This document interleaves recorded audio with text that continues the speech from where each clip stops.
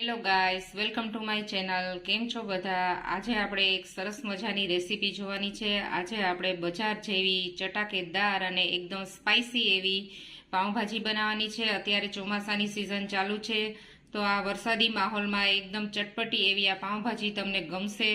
તો ચાલો જોઈ લઈએ તેના ઇન્ગ્રેડિયન્ટ્સ.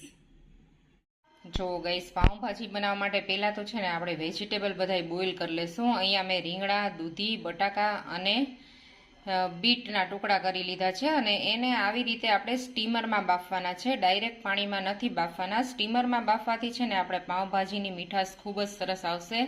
અને બીટ છે ને, બીટને કારણે પાઉંભાજીનો કલર બહારની બજારની પાઉંભાજી જેવો જ એકદમ રેડ આવશે. તો આપણે બીટના પણ થોડાક ટુકડા એડ કરી અને આ બધા શાકભાજીને આપણે બોઇલ કરી લેશું.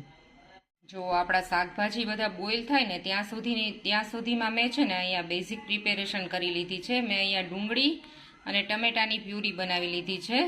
પછી જો અહીંયા આદુ, મરચાં અને લસણની પેસ્ટ બનાવી લીધી છે અને લીલા ધાણા ચોપ કરીને રાખી દીધા છે. અને જો પાઉંભાજીમાં નાખવા માટે મેં અહીંયા છે ને ફ્રોઝન વટાણા લીધા છે, કારણ કે અત્યારે વટાણાની સિઝન નથી લીલા વટાણાની, એટલે ફ્રોઝન કરેલા વટાણા છે ને આવી રીતે હું પાણીમાં અલગથી બાફી લઉં છું. બધા વેજીટેબલ સારે નથી બાફતી, કારણ કે વટાણા છે ને એને આપણે મેશ નથી કરવાના. વટાણા દેખાય ને એ રીતે પાઉંભાજીમાં નાખવાના છે. એટલે આ રીતે આપણે પાણીમાં અલગથી બોઇલ કરી લેશું. જો ગાઈસ, આ શાકભાજી છે ને આપણું બોઇલ થઈ ગયું છે.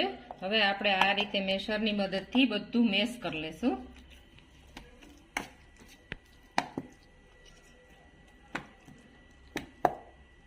આપણું છે ને બોઇલ વેજીટેબલ્સ એકદમ સરસ મેશ થઈ ગયું છે અને બીટને કારણે જો આનો કલર એકદમ રેડ આવ્યો છે. બીટ નાખવાથી છે ને આપણી પાઉંભાજીનો કલર એકદમ સરસ રેડ આવશે અને આમ દેખાવે પણ બહુ આકર્ષક લાગશે. અને બીટ તો આમાંય એની ન્યુટ્રિશન વેલ્યુ ખૂબ વધારે છે, એટલે આમાંય આપણી હેલ્થ માટે પણ ખૂબ જ સારું. હવે આપણે છે ને એક પેનમાં તેલ લઈ લેશું પાઉંભાજીનો વઘાર કરવા માટે. તેલ આવી ગયું, તેલ ગરમ થઈ ગયું છે. આપણે પહેલા છે ને હિંગ એડ કરશું. પછી આપણી જે આદુ, મરચાં, લસણની પેસ્ટ છે ને એ એડ કરી દઈશું.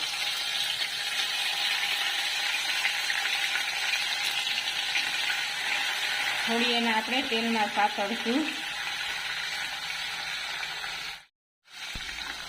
જો આપણી પેસ્ટ સતળાઈ ગઈ છે. હવે આપણે જે આ પ્યુરી છે ને કાંદા અને ટમેટાની એડ કરી દઈશું.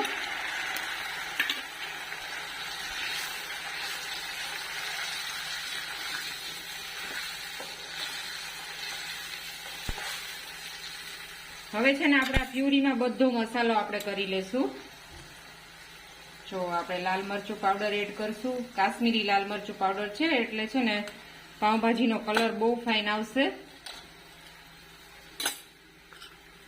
પછી આપણે હળદર પાવડર એડ કરશું. પછી આપણે નિમક એડ કરશું.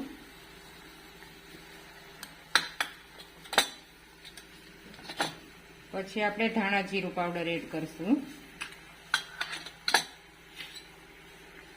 અને હવે છે ને આપણે આ પ્યુરીને, આ ગ્રેવી છે ને એને 10 મિનિટ આપણે ઉકળવા દેશું, 5-10 મિનિટ. પછી આપણે બધું વેજીટેબલ એમાં એડ કરશું.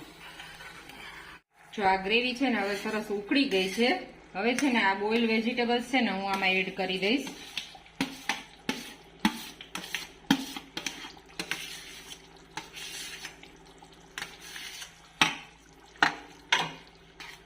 હવે આપણે આને સારી રીતે મિક્સ કરી લેશું.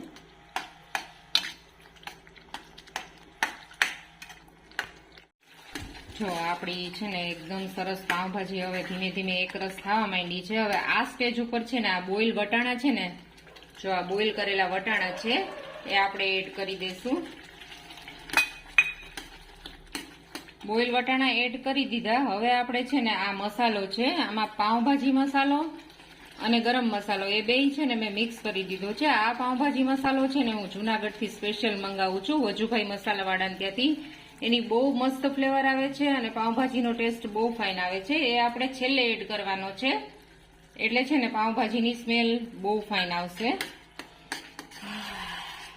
હવે છે ને આપણે મિક્સ કરી દેશું સારી રીતે મિક્સ કરી અને પછી આને છે ને આપણે 10 મિનિટ સુધી ઉકળવા દેશું. તો જો ગાઈસ તમે જોઈ શકો છો આપણે પાઉંભાજીનું છે ને તેલ હવે છૂટું પડવા માંડ્યું છે અને મસ્ત એકરસ ટેક્સચર આવી ગયું છે. હવે જો આ સ્ટેજ ઉપર છે ને આપણે લીંબુનો રસ નાખી દઈશું. લીંબુનો રસ નાખી અને થોડી વાર માટે એને આપણે 2-3 મિનિટ સુધી એને હલાવશું અને ચડવા દઈશું. જો હવે આપણી પાઉંભાજીનું છે ને પરફેક્ટ ટેક્સચર આવી ગયું છે અને પરફેક્ટ કલર પણ આવી ગયો છે. હવે આ છેલ્લે લાસ્ટમાં આપણે એક સિક્રેટ ઇન્ગ્રેડિયન્ટ આમાં એડ કરવાનું છે.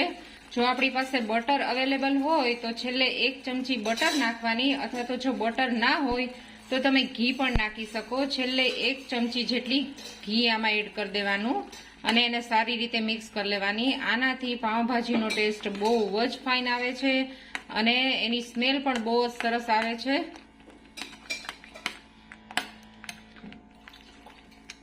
ઘી નાખી અને આપણે થોડું મિક્સ કરી લેશું અને લાસ્ટમાં છે ને આપણે એને લીલા ધાણાથી ગાર્નિશ કરશું.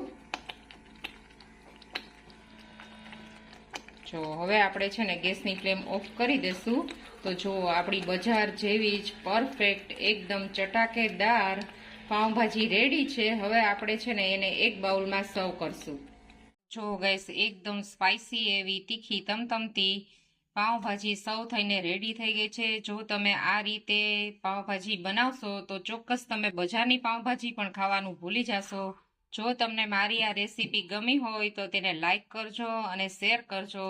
ફરી પાછી આપણે અવનવી રેસીપીઓ સાથે મળશું. Thank you for watching.